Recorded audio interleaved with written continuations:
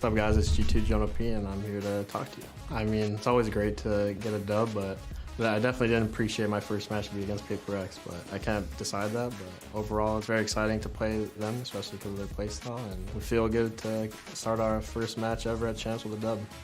I think our coaches did a pretty good job at preparing us for them. It definitely felt less individual plays and more team plays from them, so props to them for, trying to incorporate, W gaming and more structured gaming. So I think we just had a good read, a good flow on them the whole time. We started to get pretty close on Lotus, but, one clean round from us and we knew it would be fine. Now they maintain their control, slow the push from Paper X, send them in the other direction, but Jonah P waiting as usual on a sliver of HP, and he triples up! The name Professor's definitely grown on me. I have an idea when we win for the whole champs. I'm going to ask to get a Professor title in game. You never know. I got to shoot my shot. I think that would be cool. But yeah, I didn't really like the name Professor at the start, but seeing how much it's grown and seeing the whole community type it whenever I do something crazy, I've grown to love it. So it's great. Welcome back, everyone. You heard Jonah P there in that Omen player moment talking about, the nicknames. You don't get to pick the nickname. The people bestow the nickname onto you. That is why he is the Professor. Absolutely love it. But wow, I mean, incredible stuff. Let me fix my headset for a second. Give me a hot minute there. We're in this, boys. We're back in it.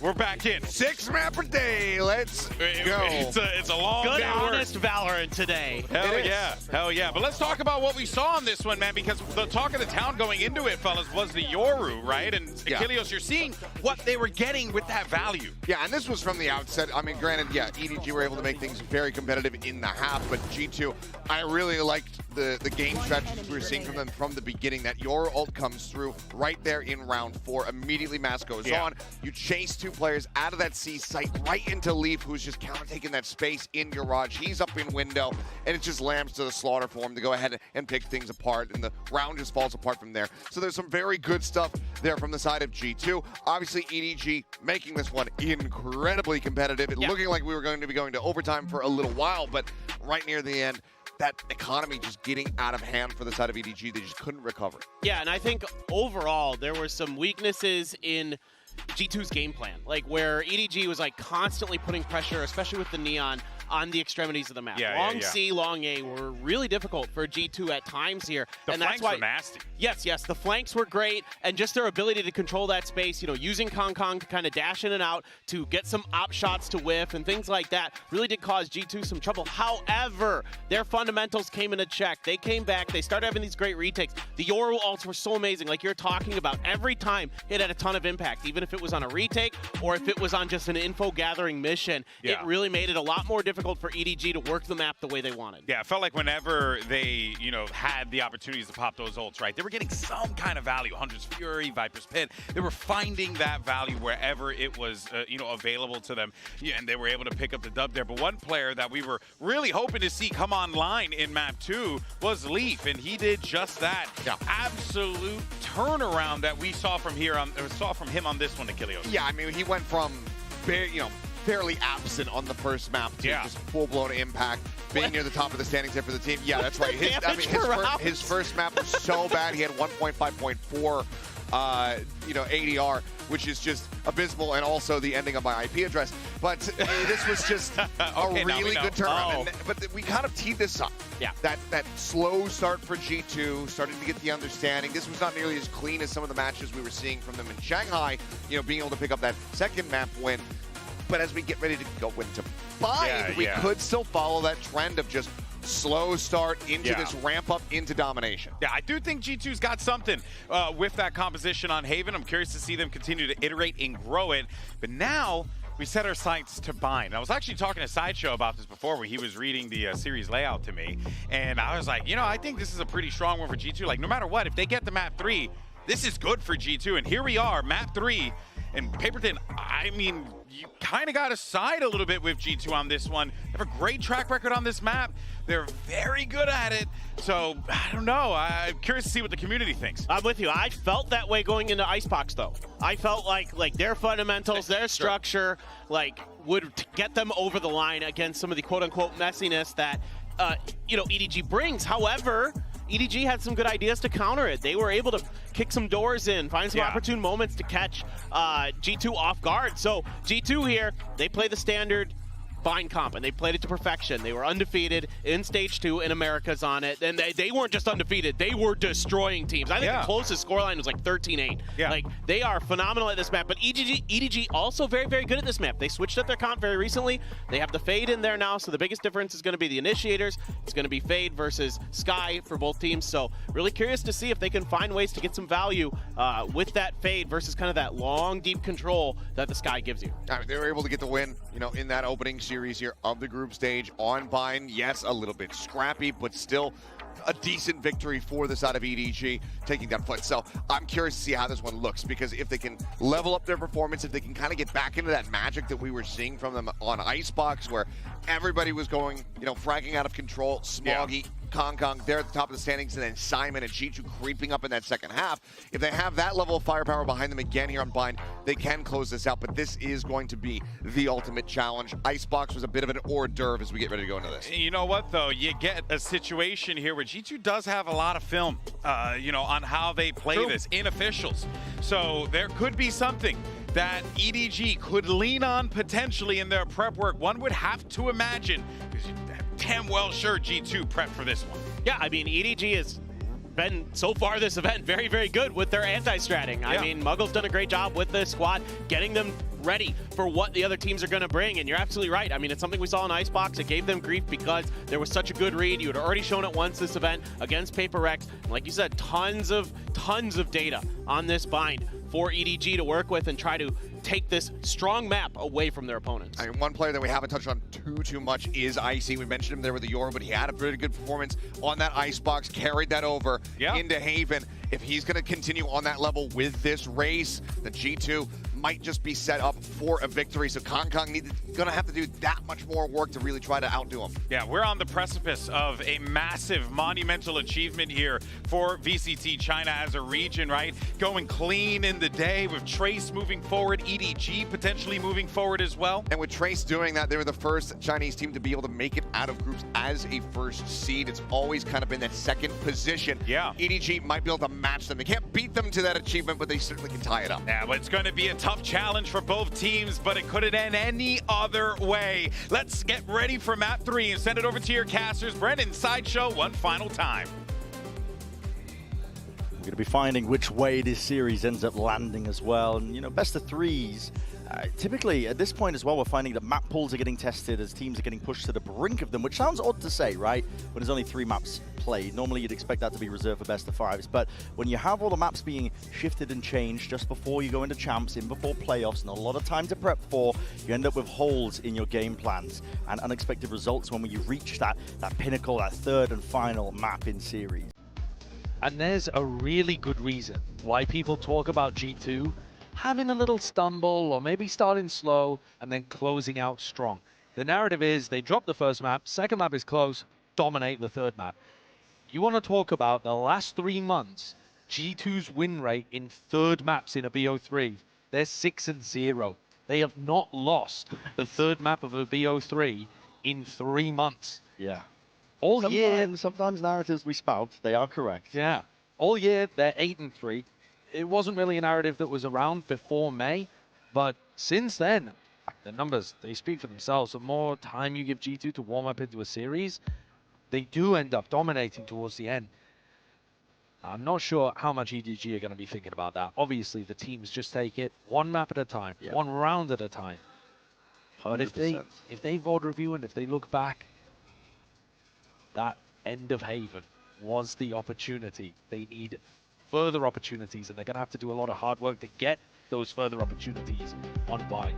I have to push that out of your mind sometimes. Now, yeah, if you've got keen eyes, you can probably tell that we're solving an issue down on the stage. Quick audio issue. Hopefully it's just in-ear swapped in and out. Get that tested. Yeah. Fallon's in ears, and he's popping them back in right now. We're getting a nice deep look down his ear canal, aren't we? Yeah, what's the magnification on that bad boy? He's testing them out and seeing what's going on. See all the details. It is interesting thinking about audio. For our viewers perhaps that have never been and attended one of these events, they are much louder, bigger events than the ones where you play regionally. Even when these players play regionally, there are things that you will notice in your ranked games, little sounds that you can pick up that our pros sometimes can't because of the roar of the crowd or because of the white noise in their headsets that's used for competitive integrity reasons. Yeah. There are things that are different about this game on the big stage, more than just the pressure, the nerves. I mean, for me, it's been the spike time at this event. Yeah. Been missing that one quite a bit. Yeah. Definitely seen some other moments where people have dropped down behind players and they haven't reacted. Yeah. It's not always a comms issue. But we will be getting into this one here. For the beginning of Bind, our pistol round. Starting right at the beginning here. EDG versus G2. G2 no slouches on this map. They are dominant. Dusk was kind of going through the details, picking apart the statistics.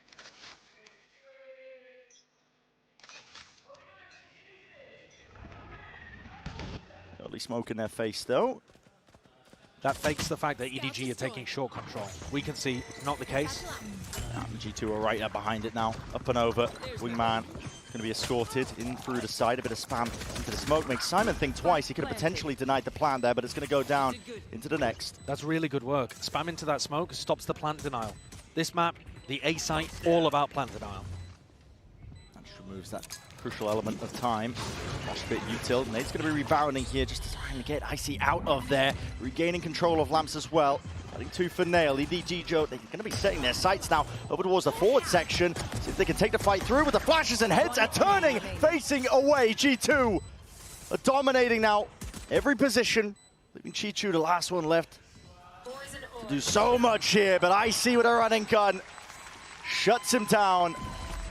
Bullet to the brain for the pistol round win. What a brilliant start for G2's duelist. 4 kills in the round, but not just any old kills. He was under a lot of utility pressure. Perfectly timed raise nade to keep back and keep Lamp's control. Came around swinging through smokes, confident the whole time. He's here to play. You get Icy online, and it turns G2 from being a team that's very scary, looking to make deep runs in tournaments, actually, I think, to potential tournament winners. Like, it makes that level of a bump increase for them. At the moment, of course, still being pressured hard by EDG. And we've seen with teams like Gen G and Fnatic losing that all of the heavy fatal Leviathan losing as well. Oh, and they are fully aware. Simon was going to try and go for that cheeky play. Most of EDG playing in Spawn for this round as well to see if they could just react to the noise cues sent their way. Now here's the danger zone for EDG. G2 getting into positions as well with his ults are being earned up. Icy's 3 away from his showstopper into this. They want to be hopefully empowering him, setting him up to try and get these kills. Trent's the one though, taking them all away. Leading it forwards here with a 3-piece, so flawless against the eco. Very little damage being done to them by EDG. And like you pointed out, this is massively dangerous for EDG. The snowball is right on their doorstep. It's looking like an avalanche. Picking up so much pace and momentum as it comes down the mountain. It's looking like a Thrash, a showstopper, super early on. These are the rounds where if you lose them, if G2 are able to convert a bonus, you get that domination that we've been talking about sometimes happens for G2's previous games.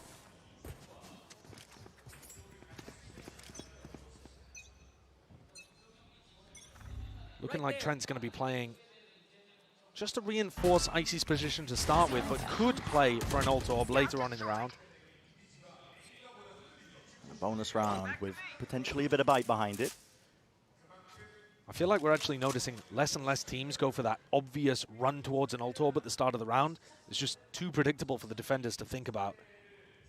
So you get rounds like this where there's a bit more of a default, no immediate lunge for that micro objective. And then they'll try to grab it later on or maybe even play for post plants. Of course, if Trent gets that spike down with Wingman, he'll have the Thrash as well. And the Prowler pressure just connecting onto Leaf a little bit prior will keep a lot of these EDG players tethered to the spot over towards the A side here. Nobody looking for that info, just slight jiggle. Mosh now be utilized to try and push them back and away, but it's one less tool really to stall out potential attack. That's why Chichu's holding on to this. That's the second wave of things with the Boombot. Triggered out. Mosh pit now up and over Trent. That's incredible awareness, just knowing that Chichu was going to be placed up into that spot. With the Thrash earned from that kill, he wants to send this one flying forward. Stimmy. It's a very rapid Shark indeed, clearing most of the way, but not clearing the pocket. But Simon spotted. Icy plays off of least contact almost perfectly. Running through the smoke, Kang. Smoggy has made the most of this. It's a 3-piece for him, make it 4! And everybody falls from G2 in the blink of an eye. That round sums up the kind of team play macro calling versus one individual. Who's going to win? Beautiful G2 calling, 5 people rotating around the map perfectly, or one little Smoggy boy? it's Smoggy. It definitely was in this instance. He has not slowed down, has he? That momentum. Not just from the last 2 maps, the previous series as well. No, but apart from trading out Smoggy, G2 played that round perfectly. I mean, the macro movement around the map was beautiful. Came up towards B long, got the opening kill, rotate through the teleport, huge pressure through showers, trade out the player pocket even. I don't think that G2 should be too disheartened by that. And they've done a little bit of economy damage. It's not a huge amount. Light armor on a couple, Bulldog on 1. It's a fairly even round here in round 4. But IC is 1 away from Showstopper. He's currently, though, the only player B long. Trying to work it on his own seems very dangerous. Oh, that's an accidental TP. Kanga's just sidestepped backwards there, and he just landed that. He was supposed to be playing, or being played in at least by the jump spot, a bit of a bait and switch setup. Broken into pieces now. This is going to be used out through a short. IC, I don't think has even realized how lucky he just got. I mean, EDG potentially ready to pounce on him. And all because of that. I mean, Icy's picked up the orb. He's got his ult to repeat and reposition here from nobody. He wants to try and get that information. Surely you don't use a mosh pit. Surely you don't overheat. Man, you got to get out of there. Mosh still being held down. G2, this time he's the bait. Going to be trying to lock this down onto one of the angles here. There's a showstopper that is exchanged onto either side. This is just a 1-for-1. They're going to be making the mass wraparound now over towards the A side. Still that crossfire. Holding it down for the back of the side. A bit of damage potentially done. Simon's here trying to play himself in once more. Taking a fight with the Bulldog in hand. He just can't land it. Takes a molly to the face, yet still Smoggy defends. Up and over. 12 seconds left. Orbital strike. It's all toppling now. And the spike has to be planted. Defense is necessary. Valen needs to be held. All the way through is the last one left. Swung through and out. Through the wall. For all that Smoggy did in the prior round, Valen is there to answer. That round got so close. EDG with that accidental teleport, but they actually made a decent run of it still. Kankan found his value on the other side, going 1-for-1 with the raise. They were ready to fight. Why did they not swing Valen immediately as soon as they heard the plant go down? I don't understand that element of it. A bit of miscoordination there between, I believe it was Chishu and Smoggy, the last 2 players alive. Right here. EDG's money sent toppling back down to the weaker by G2 again. That's the danger. This composition. And if you think back, EDG were trying to set up that trap play B long, but they failed. And so G2 have just found this area of the map for free, basically every round. The one round where they should have been contested, the execution was fumbled. Now, B long control, ult up taken, Seeker's out. Here comes the snowball, potentially, but the kill's going whiffy all over the place there. Icy has to retreat inside the smoke. He's been locked out. The rest of his team can't quite get themselves through this one. Anchoring smokes, placed down. Chichu's landed it, but eventually cleaned up. The rest of his team, though, needs to be aware of the fact that nobody could be creeping forwards into this one, yes. With the spike planted, Icy makes sure this rifle well trained onto that spot here, so the retake from Simon and Smoggy unlikely to come out with the goods. Trent, by the way, 2 away from his second thrash. We're only in round 5. It's just insane. If you get the ball rolling with this composition, you cannot be stopped. You can just keep snowballing it. Ult orbs into plants, and then ults themselves into the XX. Very difficult to stop. And look at that. Trent comes in to steal the kill. That's perfect. Gets another one. Loose baiting it. Loose baiting it. Yeah. He's trying to get Trent to kill here. This is just min-maxing to the utmost, but okay, eventually puts Simon out of his misery. That's a 4-1 now. Some sort of round differential here for G2. And EDG can't figure out these timings of when they need to be fighting over certain areas of the map. Of course, that was just the eco round. But they're going to take a tack timeout to discuss this defensive strategy. Generally speaking, it's not working. I know that they had a close round there. Came down to Valen against against Smoggy. And Smoggy, of course, with that fantastic round where he gets a 4K. But these are rounds built on more of the individual than they are of the game plan, the macro, the team. these things that are going to be more consistent. EDG, though, are also getting close to their first big ult cycle. One away from Pit, one away from Showstopper. Being one away from Pit, though, sucks. Because you're thinking about, well, I'd love it for this round. This is the round where we actually have rifles. No way to get it. No, what are you going to do? The Viper pushes showers to get the ult orb and then hits. It just doesn't make sense. It doesn't make sense. They could, however, do something similar with Kong. They could try to double fight over showers. Strategy that we see quite a lot of teams go for. Yeah. See if you can catch Jonah P, because he's normally the attacking player that defaults in that area. If they're doing an A-leaning default. EDG spotting same weaknesses, I think, as well when I was doing a lot of the prep legwork heading in their bind composition when they get ahead of themselves, I think, with the B defense. What I'm noticing as well, a lot of teams, I think, when they catch contact on B-long seeing players, they'll save the mosh pit. They won't end up using it. They'll just back away. Getting the information is good enough, but you're seeing nobody just kind of rush into things. He uses the mosh pit early, and it leaves him with one less molly to use to try and stall out an exec that might be occurring. Another big thing is that Chishu is always throwing his Viper Orb over towards A. He's not using it for B-long. So they kind of need that mosh. Yeah. Or at least they feel like they do. Otherwise, the pressure's too overwhelming. Now, they've at least offset it here with a deep smoke. So he's going to drop that one down defensively. And they're trying to get good information on both edges of the map, where both the ult orbs are. But I feel like Simon's getting baited in here. G2 deliberately giving him bad information. Wall up. They're expecting some kind of push. G2 looking to control that. Trent doesn't need the ult orb, remember. A post-plant Thrash would also be great if Wingman can plant. G2 now grouping up, looking like they want to set themselves up into the exec. Kong is the player to watch. He's got nade for plant denial. He's got ult for plant denial. Or a kill. Full piece of kit here. Flashed up though, blinded. Nade's going to be rebounding, ricocheting. Here's the ult showstopper. Back wall, but no targets. And no casualty. As a result, through the wall, spam down, Haunt reveals up onto Leaf, putting that pressure down. Vulnerable is excellent and good, but he still needs some extra elements to help him out entirely. He is being pressured, overwhelmed, taken out. Coverage there from the lamp position, but EDG have control of showers, and now calling for the evacuation. Trent, though, not so lucky. Will be dropped from behind. And Juju was saving this one, a snakebite for a rainy day with the wall still up. Bullets are excellent. Damage through the wall. Taking those timings, but he can hear it. Scuttling, scurrying across the sand. Icy wins that fight. Jonah P covering it all. You cannot be squandering this. No way. Simon will close it out anyway. So many of these rounds are coming down to fine margins. That is not one of them that I thought would go like that. EDG looked utterly in control. And they do close it out. Credit to Simon. Newer player stepping up. His first time on the big stage. Still delivering. But he had to go and play that one a little silly, didn't he? To put the pressure on Leaf so that they could focus elsewhere. You see Chishu's reaction.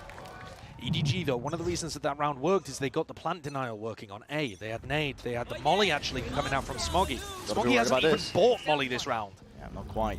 Thrash to use, clears the way, paves the way in for an A exec. Orb up 2 alongside that. I mean, Showers has been fully disrespected. Sees up and over.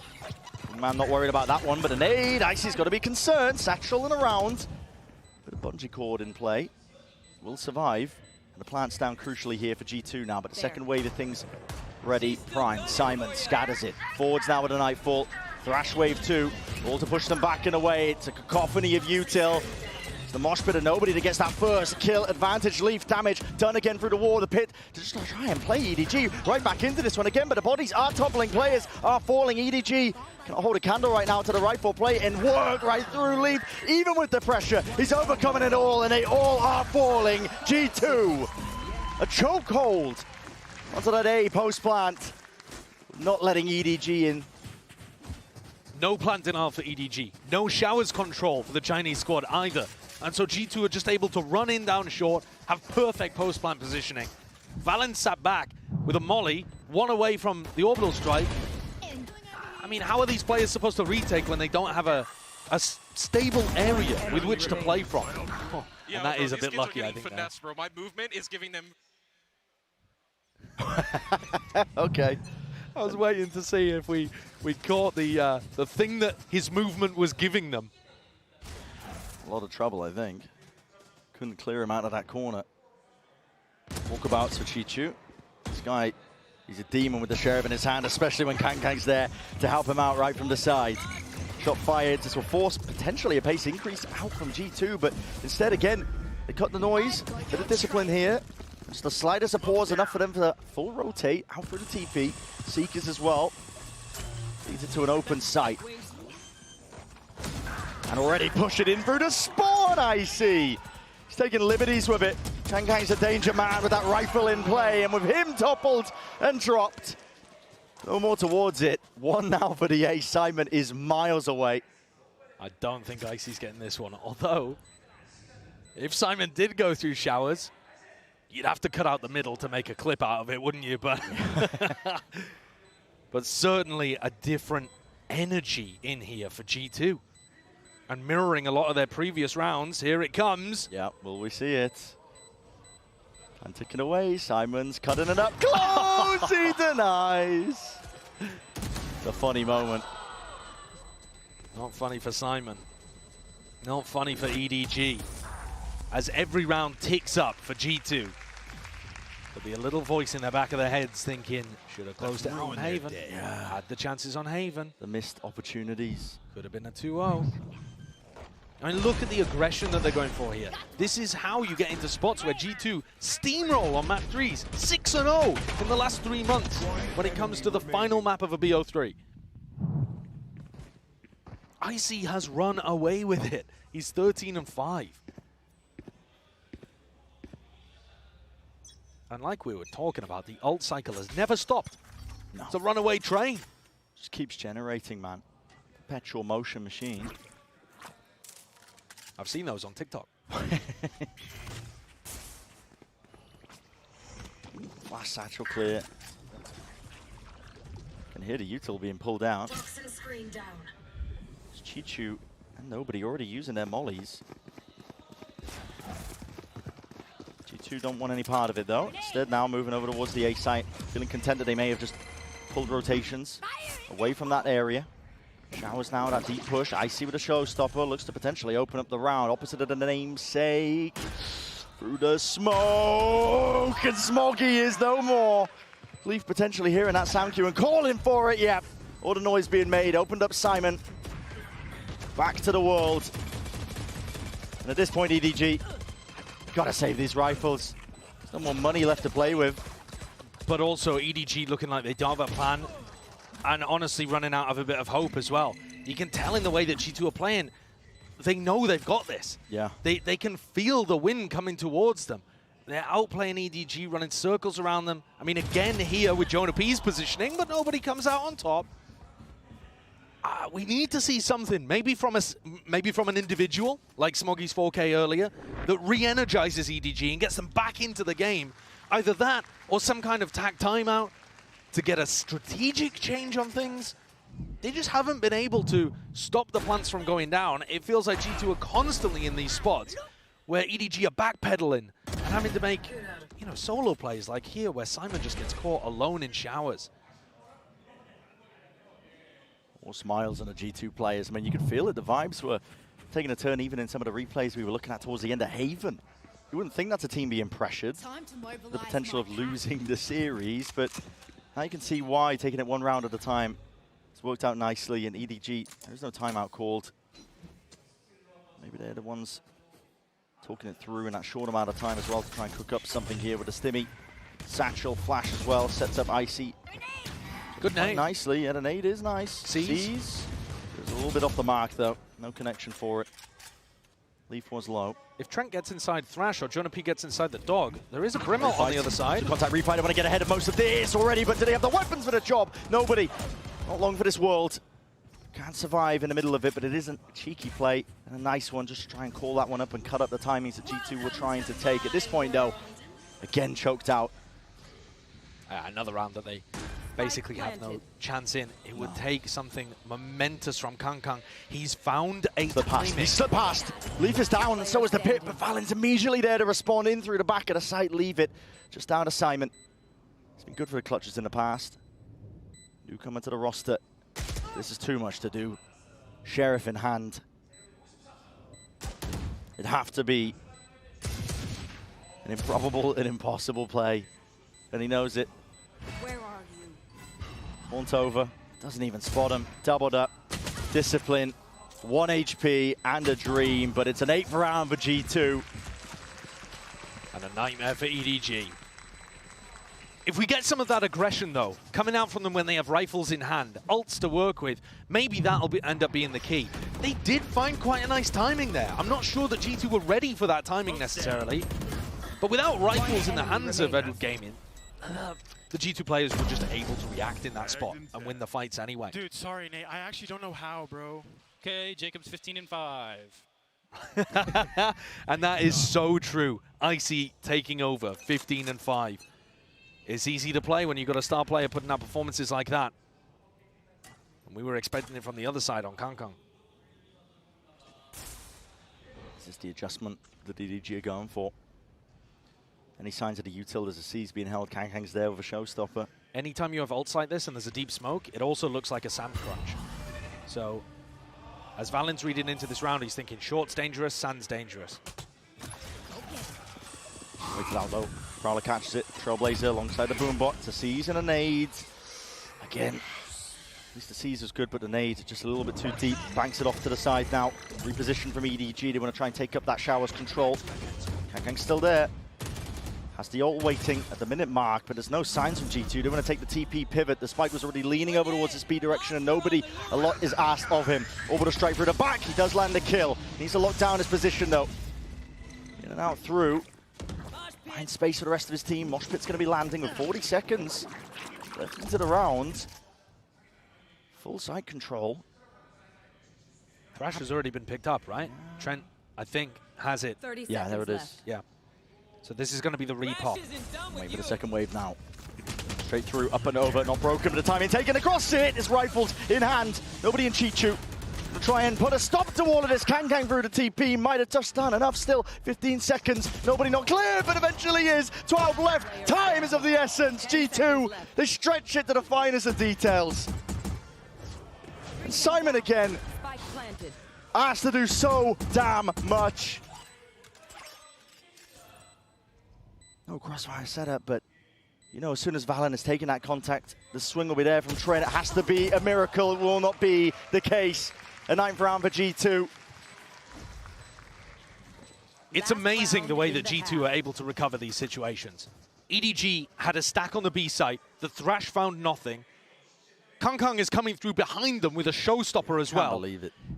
Valen's kill, when he comes back through, this one here, onto nobody, absolutely crucial. If they get locked out at the choke point there, if that solo player B long is not able to find that value, EDG have won the round. Stay focused on us. Make the... Double operator coming out for G2 here on the attack side, just hoping that EDG overstep themselves, get desperate, and they have. Yeah, immediately. Straight into the trap. Leaf is there waiting. Thrash to try and set up some sort of crunching through the angles. Horn's going to be revealed. Leaf squares up to it, takes the challenge. Trailblazer forwards, but way ahead of it. Jonah P had no one else to play off of here. EDG might have at least carved their way a path back into this round. Thrash round 2, Chichu with the push. It's all putting the squeeze onto these G2 players into a 2v3. Chaos sowed. It's not over yet. The job's not finished. Hearing all sorts of sound and heads. Not expecting it. Icy frying them. He's made this incredibly winnable. Chichu dropped down to just 5. How 50 seconds left. The footsteps are heard. It's a game with those timings down. Just what I said earlier, the finer moments of the round now. Will he catch it right from behind? The answer is yes. So, a consolation round. EDG, they get the 3rd one there. To finish up the half, potentially enough. But listen, it'd have to be a hell of a comeback mounted. Desk was looking at their bingo card earlier on. They had a 9-3 curse in there, but G2 have just looked so heavily in control. It'll be a hard ask indeed. We'll find out on the other side of this.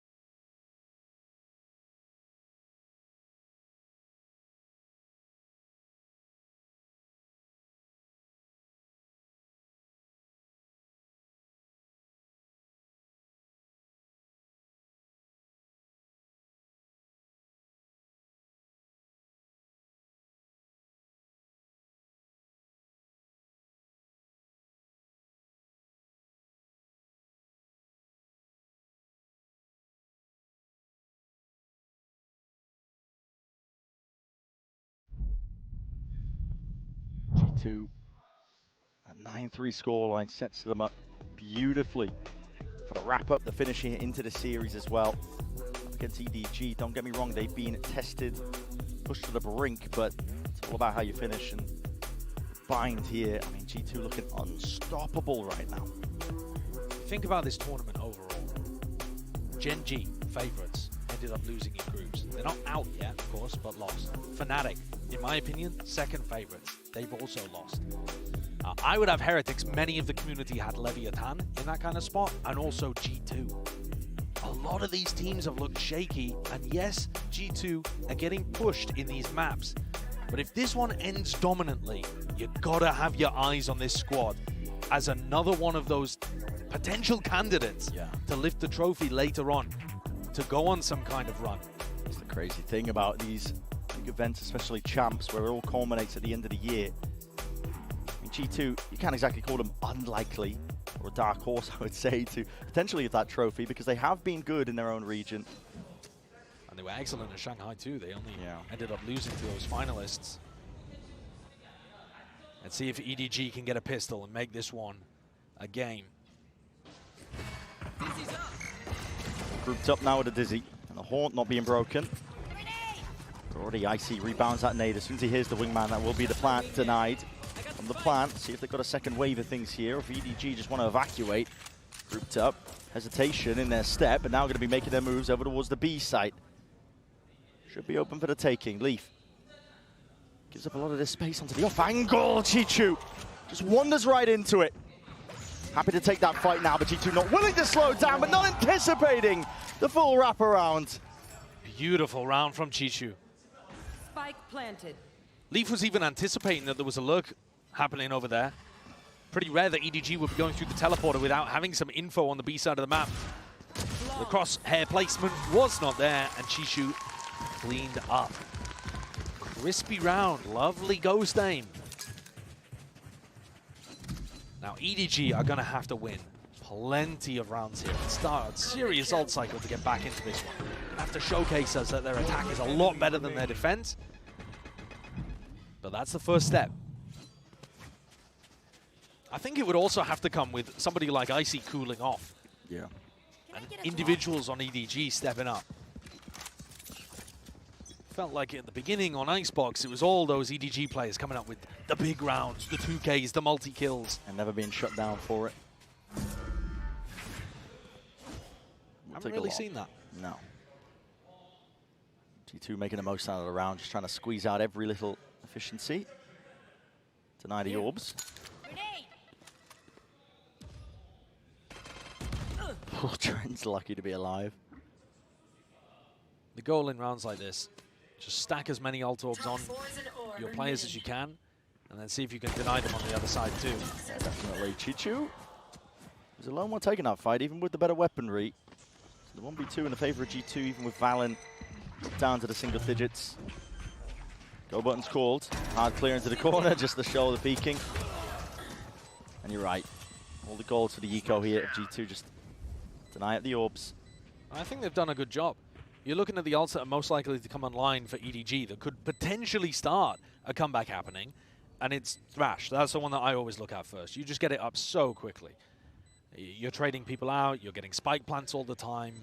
You can go and pick up the ult orbs too while Wingman's planting. Generally, that Gecko ult is coming online super early, and nobody's not even halfway there yet. One enemy remaining. Simon. That's a read. He was so confident. Okay. Team Ace.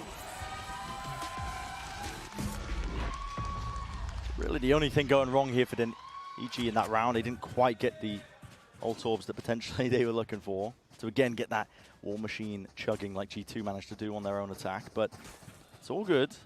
Keep the rounds going one step at a time.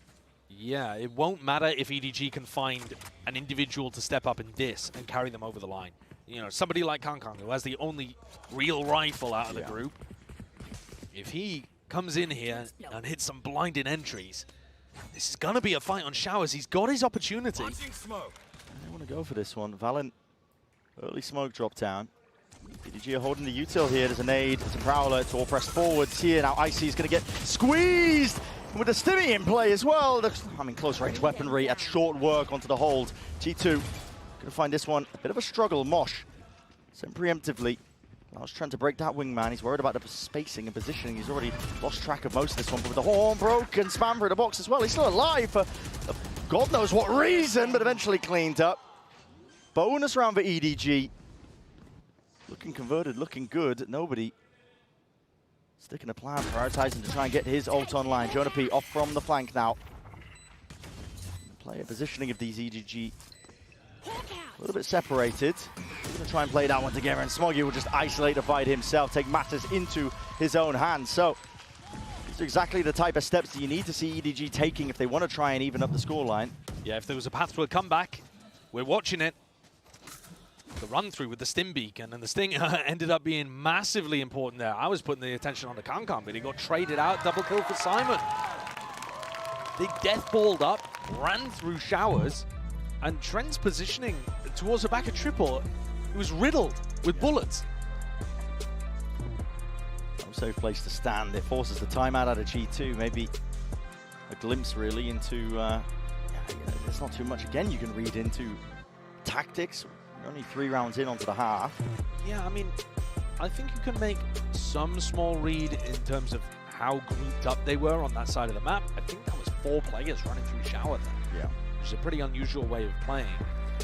Possible that Josh RT wants his team to, pull back a bit, give showers control, play for plant denial, that kind of thing.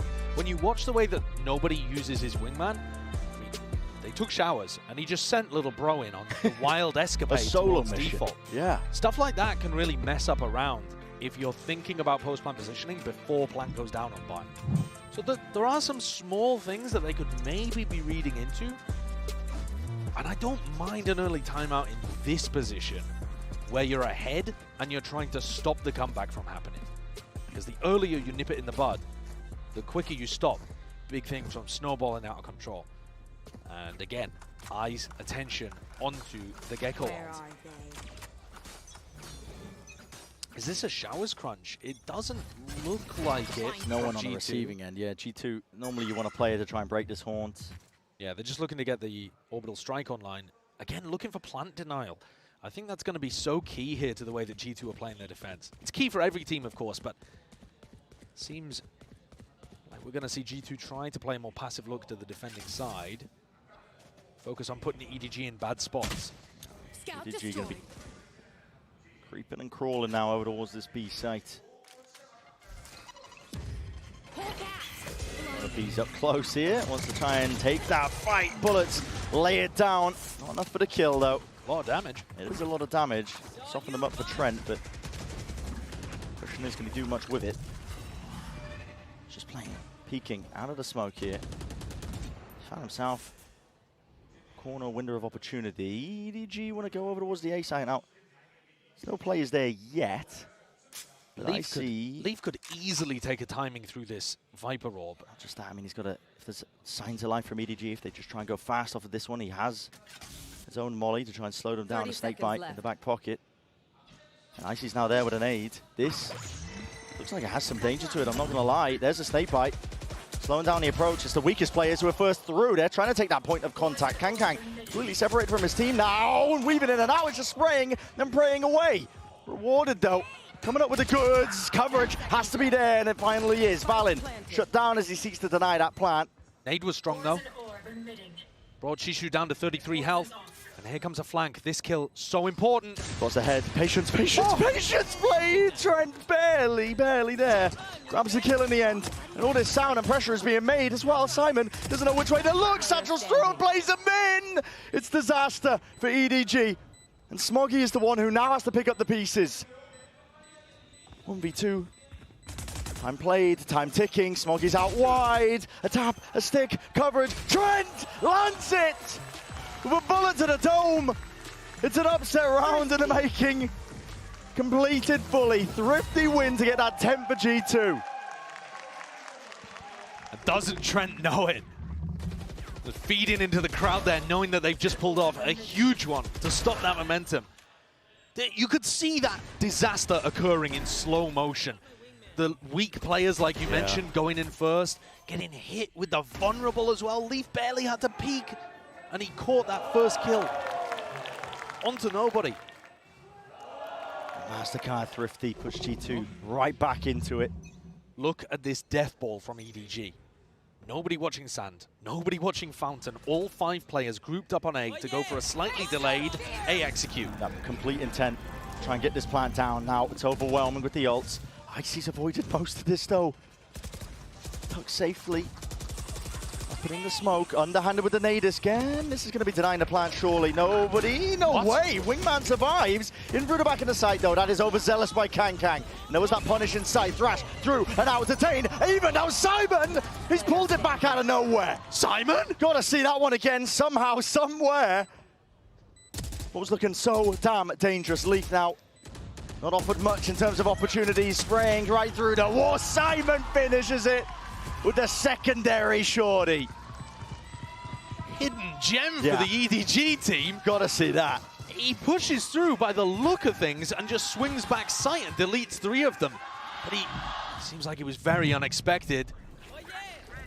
Take a look at this in the replay. As they're focused on retaking lamps, and he gets Trent in the back. Beautiful. Valen, Jonah P, not there to deny. Yeah. The target priority too. Doesn't get flustered, doesn't get overwhelmed there when he sees 4 players. Picks them off. Now at the top of the scoreboard for EDG, but still 3 behind. And last time, they bungled it on the anti-eco. They can't do that again. Blinded. There's no pushback from EDG. They're not going for any stimmy plays off the rip to try and punish these orb pickups. No, G2, despite losing the majority of the rounds in this half, have actually been blow for blow with ults. Toxin screen down. Basically because of what you're talking about, that ult prioritization. I don't like that. If you are EDG, you kind of need every advantage you can get if you're going to make this come back to the actual reality. Trent is the one player with the rifle, looking to try to take contact against nobody, against Simon. The 2 initiators, who are down to fight, down to scrap. Played Leaf in. He's for the judge. Mosh now as soon as they hear this boom bot. Maybe again through, that's a TP though. G trying to, oh, Jonah P, you are right there behind them, but again, this util into the back pocket of G2. Surely this doesn't happen again. Ring around the roses, they're running away up through A short once more. They can't take the TP once more, surely not. Running them down, classics in hand. You can really just try and stave away and play a bit of patience into the round here by G2. The plant is tapped from behind, it's wrapped. The players are being picked to pieces. Nobody gets that plant down, at least they do have that extension, but they've lost all semblance of map control here and given up guns in the process. Doubled up with the rifles, swinging through. It's Leaf who trades it onto Simon. Slow down once more, fight, and a bullet. Just through the wall there, Leaf will survive. Trent walking in, the barrel betrays him, nobody's down, and it's given an opportunity. In for the 1v1, adjustment not there. Snapped into the side, the wingman not being used. For the defuse, Trent! Goes down to Smoggy, and EDG are still alive. I learned something. These anti-eco rounds are so unbelievably close. And some of them, you know, like we saw earlier, going across the line. Smoggy's the savior there for EDG in the final moment. There was another bullet that got dodged there for EDG as well. Had Valen been able to stay alive for but a moment longer, he had orbital strike to try to deny plant. I mean, the way that EDG are celebrating here, you don't celebrate like that usually for winning an anti-eco. That shows you how close the scoreline is and how much they want to get to playoffs right here, right now. They need another 5. It's operator v operator. Investments from both teams. Icy's pretty far away from the action, though. Smoke's down. Last time G2 double fought over showers, it did not go well. Valen's got to be aware of that fact. Bursted through from the contact plays of EDG. Nobody is there alone, though. This time, not too much more players alongside him. This is one of those rounds, too, where you cannot afford to let Smoggy get into post-plan. He's got Molly, he's got orbital strike. Too difficult. Might already be getting dangerous. EDG trying to feign and pull players out over towards B with the pressure. Simon's there, but he's just one man. I mean, it just feels so fake that they already offload the Seekers. G2 get full awareness now. no hiding this intent of this EDG squad. They want to land over towards the A site. Pivot options might be there if they try and take the Showers TP, but Leaf is also going to be waiting. Mosh is down a tap to pull the util out again, but the timing caught with Leaf. Bullet to the back. Simon is dropped, Pit is earned, and finally played the TP to no avail. And you got to scurry, you got to run away now. The Brimalt is just going to close this out. They've got absolutely no chance of getting the plant down. Just not enough done preemptively to pull all this util out. It will take miracles, but again, like you said, orbital strike, primed, ready, nobody pushed back. 7 seconds, 6, down to 5, 4. There needs to be a plan online, but the time is lost against them. EDG, no more chances, no more opportunities. An 11th round, concatenated up now by G2. Close and closer to closing out this match. G2 have weathered the storm on Haven, are currently weathering a comeback on Bind after a 9-3 half, but EDG forced to take the tag timeout. They just got outplayed here. That lurk, which was supposed to be their plan B, completely getting shut off by Leaf. See, the timing around his Viper Orb lovely. Not enough to sell it. Just Simon alone, who's just dumping his util over to the one side to see if they can open up A. EDG have actually managed to get themselves an ult advantage now, but they're 3 rounds behind and 2 losses away from having to drop down to that lower bracket of their group. G2 have burnt some big ults that are good for planting now. I mean, the orbital strike being a big one. It was a great investment from Valen, absolutely secured them the round, but they can't sit back as passively, and they also can't be burning up their utility early on too. Valen used his molly early in the round there because he knew he could always rely on his ult to plant deny. Now you've got to try to save stuff like that.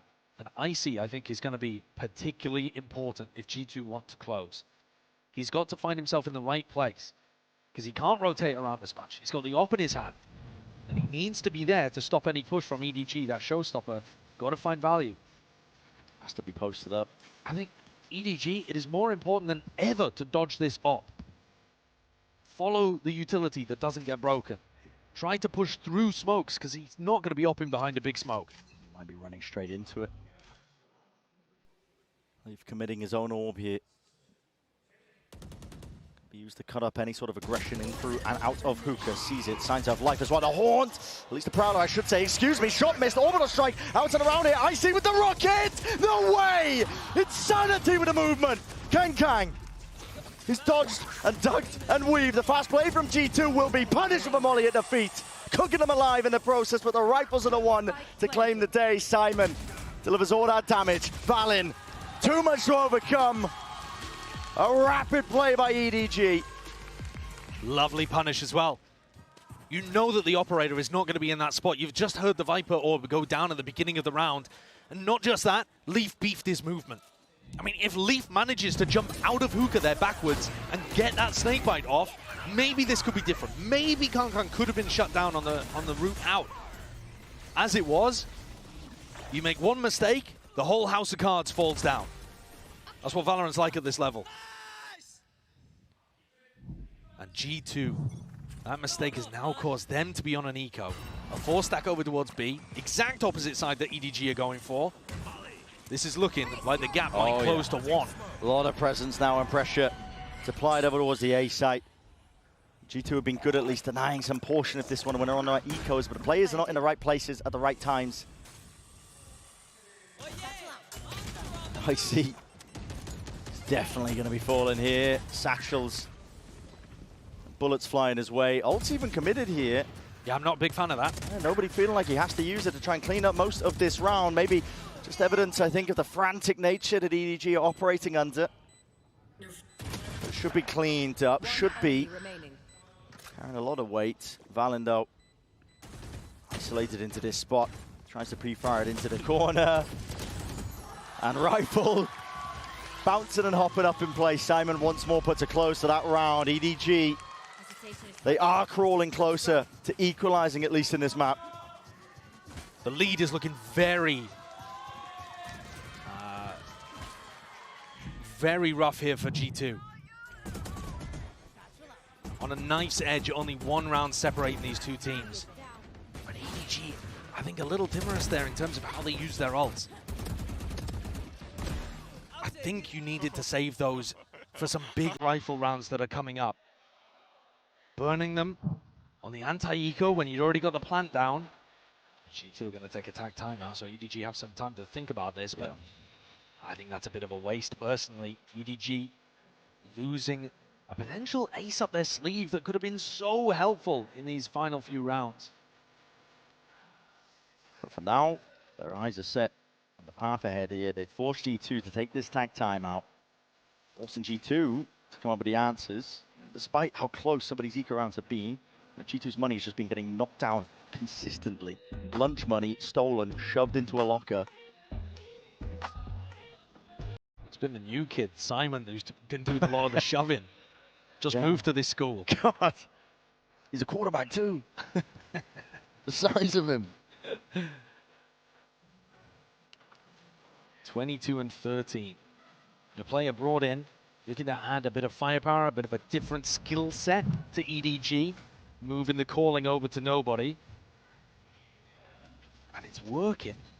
It has breathed new life into EDG. They are close, so close to pulling off this comeback. It was 9-3 at the half. You can see it on your screens. Only 2 rounds gained for G2. Now, ooh, that's a horn that goes amiss. Supposed to clear out through the top section of E long. Bit more uncertainty now into the step of EDG. 2 players spotted there. Trailblazer, G2 getting some good information. Simon's got to be cautious here. There is a possibility that a Thrash could end up coming through the teleport.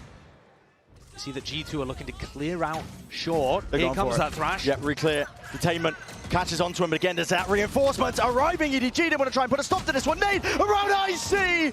He won't be denied. The line is drawn in the sand. And any sort of challenge, he will swat you away. What a beast. G2's going to try to make the difference on the other side of the map. He's found this lurk timing just as G2 have backed off. Could this be the moment? Could they maybe try to turn this 2v5? It's a sound bait. Valen's holding, but still loses the fight. Jumping around, that's a pit into the spawn. Trying to grant him a bit of that space and luxuries, even if they can get into the A side. 2 versus 4 still here for EDG. The double push coming out from Leaf and Icy is going to be fast onto this. They've planted, not for the pit, not for backside, but exactly for the flank. Moshpit's going to be delayed here. They have planted for that flank occurring, this fight. Contact plays, shoulder to shoulder. They split themselves up. Smoggy is alone and isolated. All comes down to this timing. Does he win this fight out? Can he make it a possibility? Across their placement, not ideal. And Icy, one more for the ace, denied from that, yet still the damage has been done. Chichu, it's a 1v3, no util left to his name. The defuse already tapped, stuck all the way. G2, the 12th round is earned, it's under their belt, and now one more step is all they need to take. It's a beautiful setup, the G2 run. You saw that happening live. Boombot comes out, smoke, just to give Icy this space. He's not even that great with the first spray onto nobody, but then the readjustment shakes himself off, and every shot after that was perfection. You are insane! He's playing incredibly right now. Definitely one of Icy's best games at a time when G2 needed it desperately. If this was Icy putting up even his normal performance, EDG would probably have already won this map. They have needed their duelist to become a star. He stepped up to it. As you've already mentioned, 22 kills. Not the current kill leader, Simon holds that title, but matters not if you end up losing the series, if you end up losing this map. And on the precipice now, G2. It's a stalwart hold, the defensive setup. Icy's primed and ready. Kong is going to pick up the ult orb here. If we see nobody bringing the spike back over towards A, then G2's read on this might end up paying dividends. Okay, Kong retreats. Icy's in a spot where he could have got one, popped his ult, and absolutely ruined an execute from Showers. EDG may not even realize it, but they've just dodged a massive bullet here by making the swap over towards B. Trent runs over, trying to reinforce the site. They've realized at this point, it's probably where EDG are ending. He's going to be needed. Exactly right here with 30 seconds onto the clock. This is do or die for EDG. It all lands onto this, and it has to pay off massively. Molly's rebounding off to the side, but Jonah P not caught out still. It's played in to perfection here with the satchels in play. Nobody. Plant's going to be stuck swinging a wide leave with 2 out through the hookah. G2 denies, and Icy is left to do the most in this spot in a 1v3. No side control, very little information, just a nade to work with, spotting the jiggle peak. Jumping from nobody. And does Icy want to make a go of it? I think he needs the weapon. Take a look at the credits here. 50 for Valen. 450 for Jonah P. Yeah, as tempting as it is for Icy to take that fight, earn up the ult for the next. Playing the long con. And you're right, it is possible that having the ult online may end up making more of a difference in round 24. But we can't know that. I mean, Played for the weaponry. this is just insane. The Stim Beacon double blast pack from Kang absolutely broke Jonah P's wrist as he tried to keep track of what was going on there. Kang flew past him like a bullet train. He was just gone. Yeah. And then the trade through was lovely from nobody. Simon again, pulling up multiple kills in the round. And Chichu lovingly to close.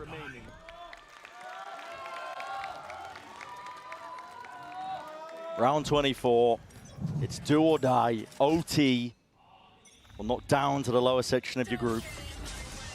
And ults are now online here for G2. Crewed up, built up, mosh pit. Exchange, a bit of a handshake occurring out towards through the teleport TP, with the Raze ult? Raze ult, it's here, it's earned, and now is the time to strike. Kang right there forwards. He's already taken that timing, and now you might have some difficulties even getting the value, but now tucked to the corner. Expecting that nobody was going to be placed there. And that's the spike. They've got to be aware of this timing that Chishu could have taken. Valen, Icy, they know this is a possibility. In through Lambs! Head ripped clean off Simon and Smoggy. Launching smoke. Last 2 to remain, but they're up versus 4. And it's to stay alive in the series. Smoke's down. What can they truly, really do? A tap. Trying to bait out some presence from G2. Baiting out a response. They don't take it. They let them stew. And the plant is down. Smoke in the face of Icy. A bit of spam. Spraying away, hoping for it. Jonah P. Right from behind now, Trailblazer out and away, only the 1 contact.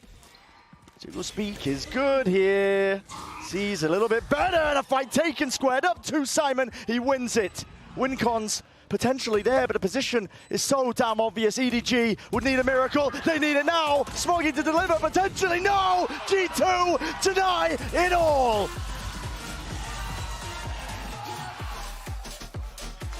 G2, what a performance, what a comeback. Amazing game that fits the script of how they've been playing every BO3 for the last 3 months. You just do not beat them in these map 3 situations. A valiant effort, a great try from EDG. But theirs is not the glory today. Every single #1 seed has lost in groups. G2, they rise up to the occasion. Don't get me wrong. Tested, pushed to the brink. Only could have got closer if we went to OT, but 13-11, you have to take that at the end of the day. A 2-1 scoreline all the way. G2 have earned that spot now.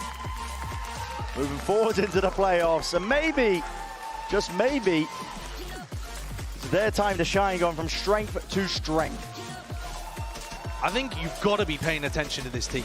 Coming out of a group that has Paper Rex in it, EDG in it, teams that are playing pretty, I mean, EDG are playing pretty hot right now. Paper Rex have done huge things in the past, and G2 come out through it looking fairly clean. This definitely pushed them much more than the previous one, but it showed that same tenacity, that same barking dog spirit that they've got in them.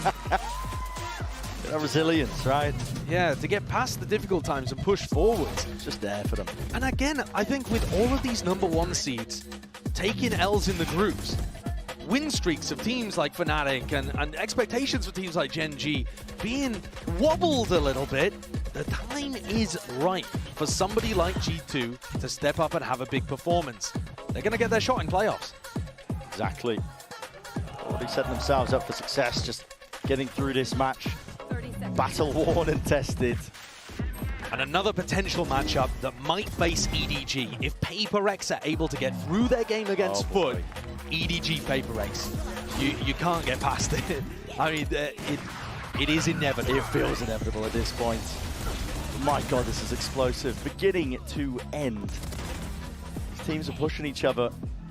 G2 just barely able to grasp it. What a performance as well from Icy. Yeah. With that said, let's send it down to the stage for the Verizon post-match interview. I believe if Leaf is standing by.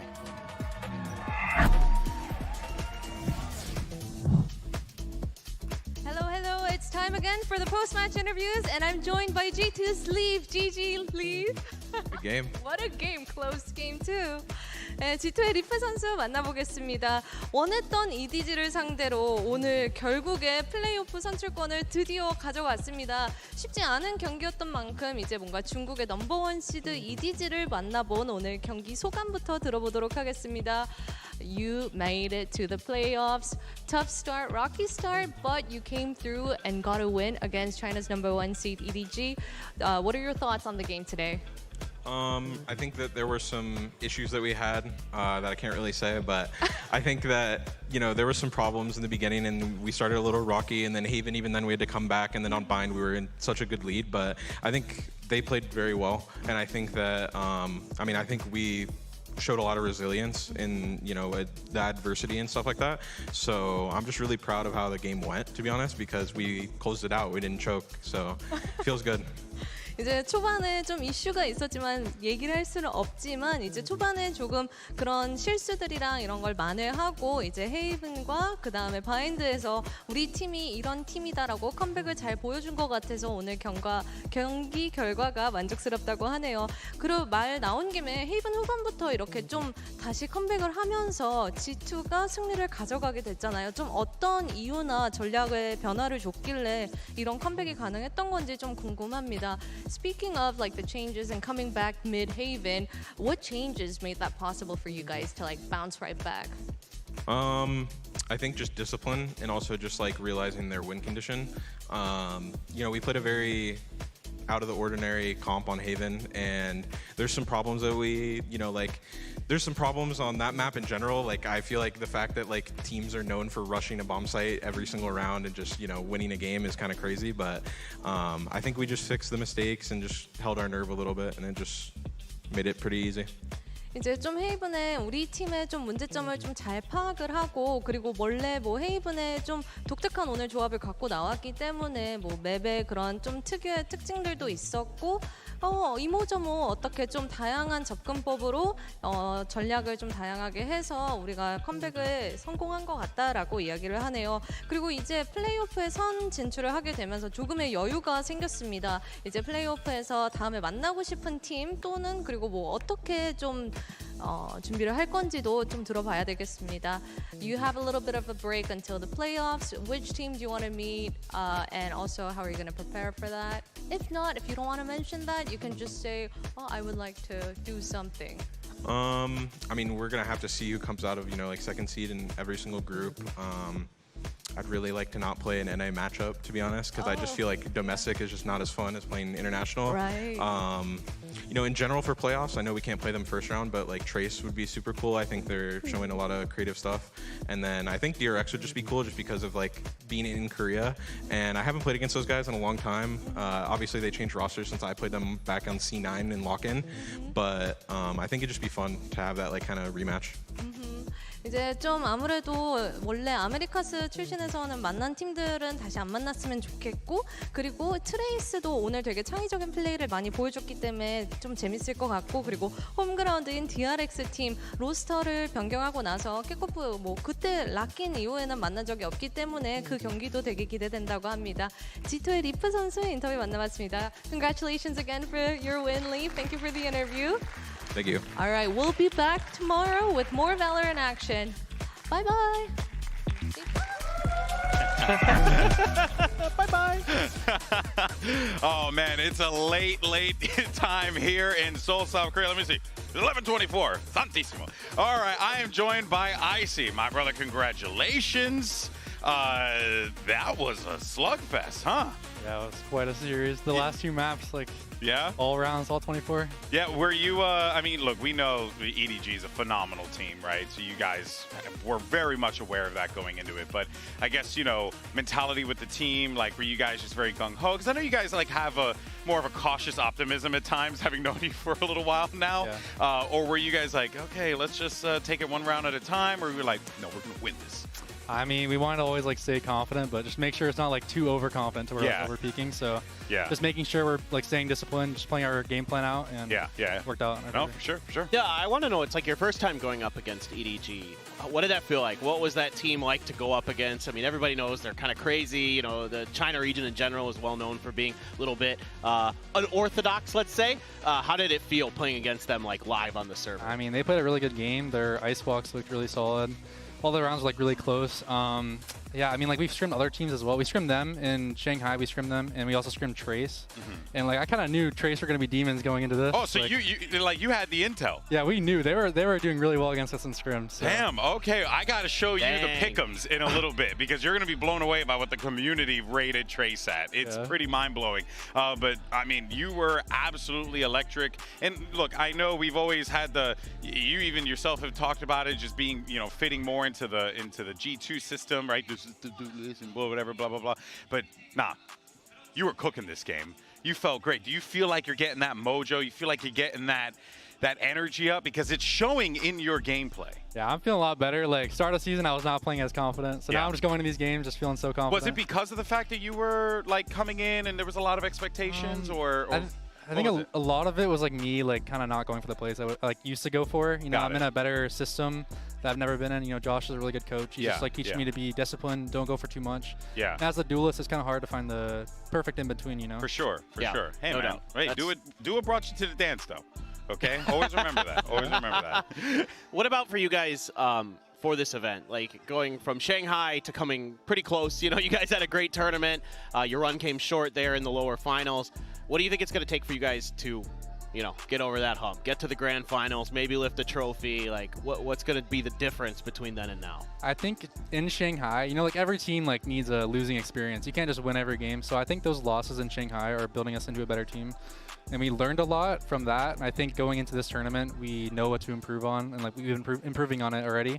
Yeah. So we know these things and we know to, just keep looking forward to these next games. Yeah. For sure. Now, Paperton did have a round that he wanted to show you just simply because you guys were just so coordinated. And it's always a testament to what you always do. But, I mean, go ahead and run through it. Yeah. So this is round 7. And it's a really cool, way you guys set up the post plant. You get the Viper's Pit down. You do all these awesome things to get yourself into a really favorable situation. I want you to walk us through this.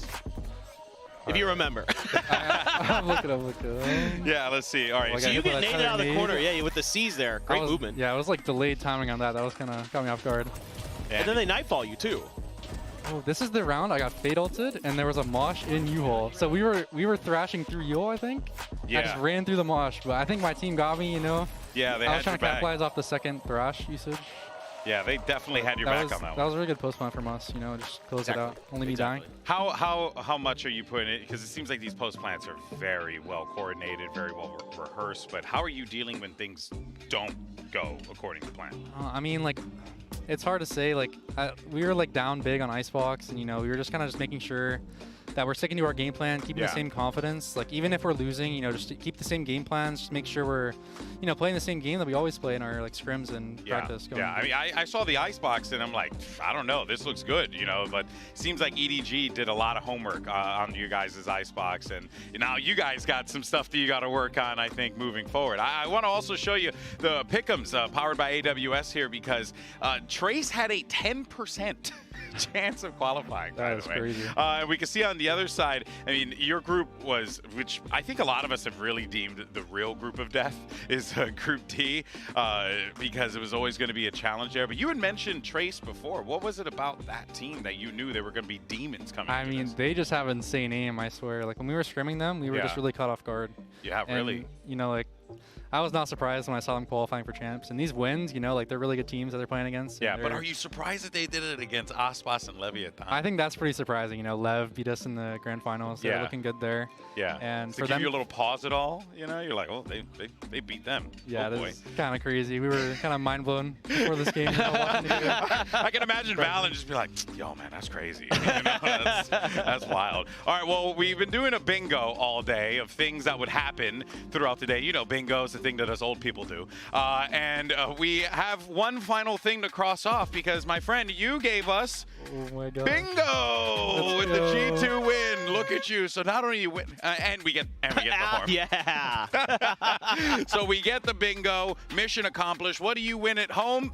Nothing. Entertainment. But entertainment value. Yes. Icy, you could say congratulations, and we can maybe use that. So go for it. Congrats if you won your bingo card. There you go. There you go. That's all you got. Oh, man. All right. Well, let's take a look at the bracket and where we are right now in this competition with Day 6 of Champions coming to an end. We now have our first 4 teams locked in. Does anything here outside of Trace, because we already covered that, but, you know, for Heretics, DRX, like, does that any of these results kind of shock you so far? I think the games yesterday, Fnatic, DRX, you know, DRX and Heretics going through is pretty crazy to me. You know, they were underdogs in both those games, but I think those games could have gone either way. So. Yeah, absolutely. No, sure. Who do you think's coming out of this group? PRX, EDG, or Foot? Who do you think? I would say EDG based off the games that we played. Yeah. No, I mean, it's they were fair. nuts. Yeah, they you know, played you guys close. You know, a difficult game for sure. But now you're going to get a little bit of a break. I believe, like a couple days, right? Are you going to try and enjoy Seoul a little bit, or is it work?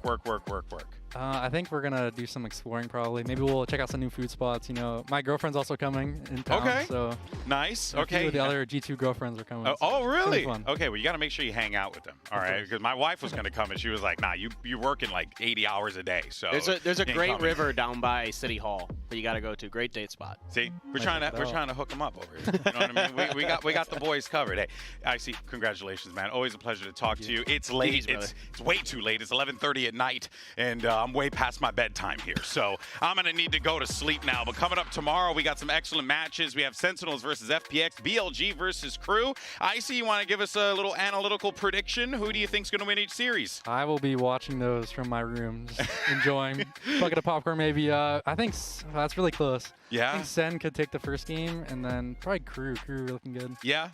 I mean, look, FPX are a scary squad. They could easily turn at the drop of a hat. It's going to be quite exciting. But that means for you wonderful people at home, there's plenty more to watch tomorrow. You got excellent games across the board, and thankfully for guys like Icy, they get a little bit of a break for the time being. But that's going to do it for us here today. We thank you so much for tuning in to Seoul Champions. As always, we'll see you tomorrow, same time, same place, for 2 more excellent matches. We thank you so much for joining us today. See you then. It's the ambitious upstarts from China versus the world beaters from the Americas region. You got Trace Esports, Leviathan. You heard Hebe say he's playing up against his idol in Aspas. But today you got to put all of that to the side. It's game time, and you got to put up or shut up. And Hebe will be there to capitalize if they do. In fact, Annihilation is used, and it's caught one. That's the spike. They have to break Tex out, and he's gone when he comes out the other side. Calm left with it all to do, and he's shut down. What a round from Hebe. There needs to be an immediate shot connected, which there is. One goes their way. It's all up to King, and he gets all 3. The thing is, the trip's still online, and in fact, he's going to die here. Surely he's going to die. Well, if you weren't familiar with Trace's game after their first match, I bet you are now. They know Fung Fung's going to the back of the site, and the flash is good. Calm, trading it out, looking for more, finding it! Let's go. Gonna try again. This time he's caught, but so is Lord King as well. Up rotate, checking the wrong angle as well.